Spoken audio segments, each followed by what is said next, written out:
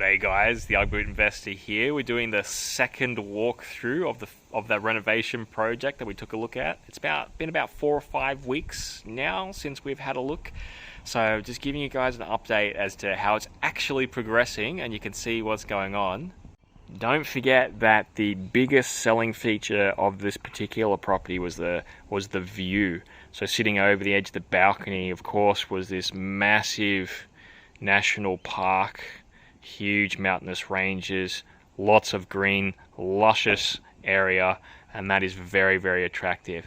However, let's take a look at the mess involved with the renovation that's going on now.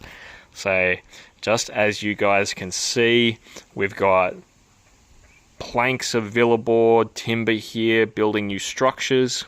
Let's jump in and take a look. It's a massive mess from where we left off last time, but this is just part of the journey. A lot of this timber is them opening up the place, doing it more of an open plan, knocking down some of those dividing walls, just getting that freedom going in this particular place. You can see here that the update in the kitchen is much further along. They've pulled out all the benches, they've taken off all of the works around the walls. They've even started ripping some of the old framing down there, and they're going to be replacing it with a brand new kitchen. Last time we were here, you would remember that there was a wall that created a little hallway straight down here. So what the boys have done is they've actually taken that wall out. You can see that it's come out of the floor here. And they've had to add a structural beam in. So that's what this is here. And that extends that entire length. And now you have to put that in to help support the weight of the ceiling over this particular area because it was load bearing. Now, the guys getting a little bit creative here have added this frame. It doesn't look like much now, but the bottom part here, I'm just pointing, that's going to be a little fireplace area. And the top part is going to be where the TV is. So it's going to fit an 80-inch television. This is going to be an open plan kind of living area. The reason they've put this framework here is in order to manage the structural capabilities, they've had to put another cross-section here. And that saves them a little bit of cost. And because they've put that there, they're using this as a backing board in order to put this big structure in here. It'll look great in the end when it is all clad up. Now let's turn left a little bit. I want you to come have a quick look from the start to the finish. Say, this has been closed up and one of the wet areas has already started their waterproofing. So you can see that there's 2 layers of waterproofing.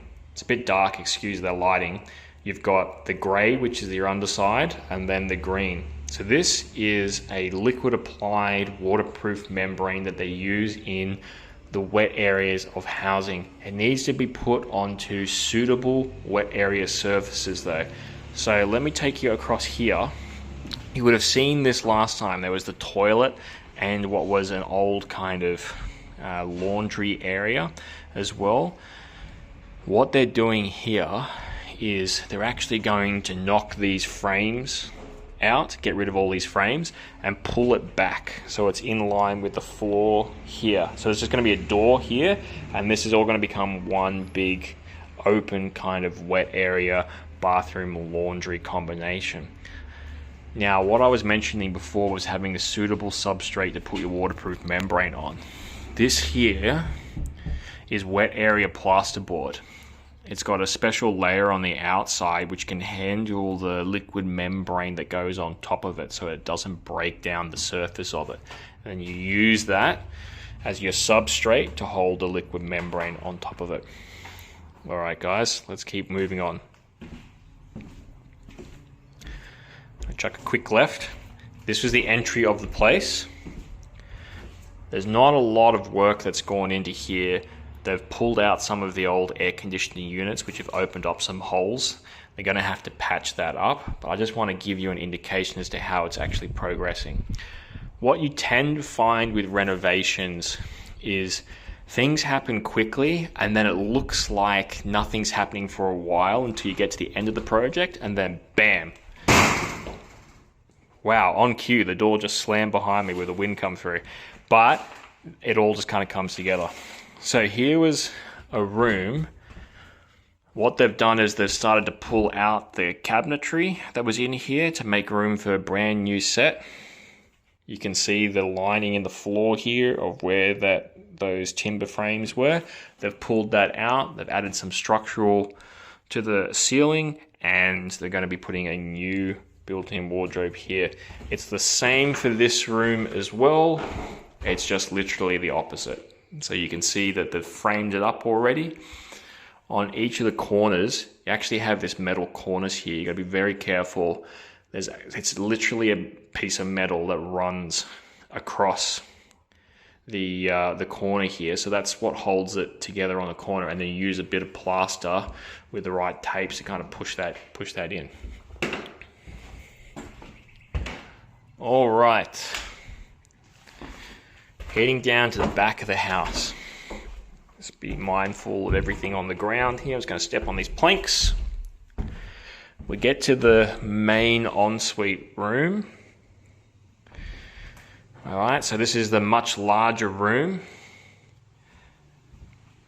They've pulled out the AC that was in the back corner there. They've got a few frames going on here. I'm not quite sure what's going on with that, but let's take a look at this bathroom here. So taking a look here, I'm going to just step in. It's already dry, so it's okay. Once again, you've got your undercoat and then your top coat, which is the green and the grey. So here's your 900 by 900 shower.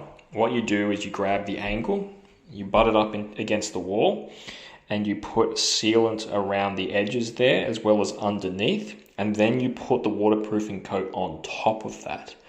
The whole idea is that you have your door frame come up, and any kind of water would hit the top of this waterproof membrane and roll back into the drain that you can see there. This is your toilet drain here, and you've got your basin and vanity drains. Well, not drains, sorry, basin and vanity taps for hot and cold water.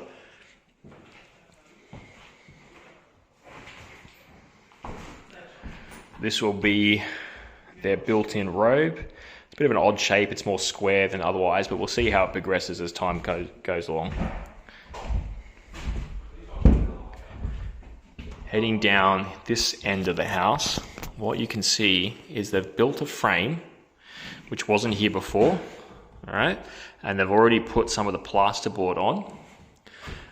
Here, what they do is they put plasterboard horizontally, right? So what you'll get is you get like 2.4 meters in one direction by 1.2 meters in the other direction. So for a ceiling height of say 2.4 meters, which is what this is, you have two 1.2s halfway running horizontally across. There's a recess on the edge of the boards, which is where these particular boards meet here, right? And you fill that in with your base coat and topping compound. You sand that back, which gives you a smooth surface from one to the other board. That gives you your complete look underneath the paint. If you don't know what that looks like, that's how that works. All of these here are where the nails have gone. So I just put a little bit of topping compound over the top of the nails. That stops the nail heads from showing through on your walls when you're looking at your own principal place of residence or your own walls in your house. And they've made a bit of progress in this room as well. From memory, this was a massive, large single room. So now what they've done is they've split this up. This will become a second room with an ensuite in it. Built-in robe here, if I'm not mistaken. And then this was a community bathroom before. And now they're converting this into a second ensuited area. I just want to quickly show you this. That's a recess. So actually what happens is they line the timber framing instead, so it kind of goes into the frame and down, and that creates your recesses. And they just put the waterproof membrane straight over the top of that, and you can put your shampoo, conditioner, soaps, etc. just leaning against the base of the timber frame underneath that. So there's just a little hole in the timber, much like this. See that? So this is your 900 wide timber nogging. It's going straight across. They've put a little bit of villa board on the top part of the timber here, so it's not directly exposed to the water. And then they're just going to apply the waterproof membrane straight on top of here, underneath, cover all of the gaps so that there's no way for the water to get through. And then that's an area where you can just lean your bottles while having a shower in. All right, guys, that was a quick snapshot about 4 to 5 weeks after the first visit. I hope you've learned a little bit about what's involved in the actual renovation process. As you can see, the place is a massive mess, but that's fine. There's nothing wrong with that, right? So you can see that there's already some massive progress going on in 4 to 5 weeks. There's a lot that's been pulled down. You can imagine the labor required in order to do that. And we're at this stage at the moment where the waterproofing has started for the wet areas. They've framed up a lot of the areas of the house where they want new bedrooms associated with it too. So these guys are moving quite quickly. It'll be interesting to see what happens the next 4 to 5 weeks when I come back around to do another video for you guys. Anyway, I hope you've learned something from this video. I hope you've got something out of it. If it has been useful or you have any suggestions, don't forget to put a comment down below in the video. Thanks for sticking around to the end of the video. Don't forget to hit like and subscribe, and we'll see you on the next one. Thanks, guys. Bye-bye.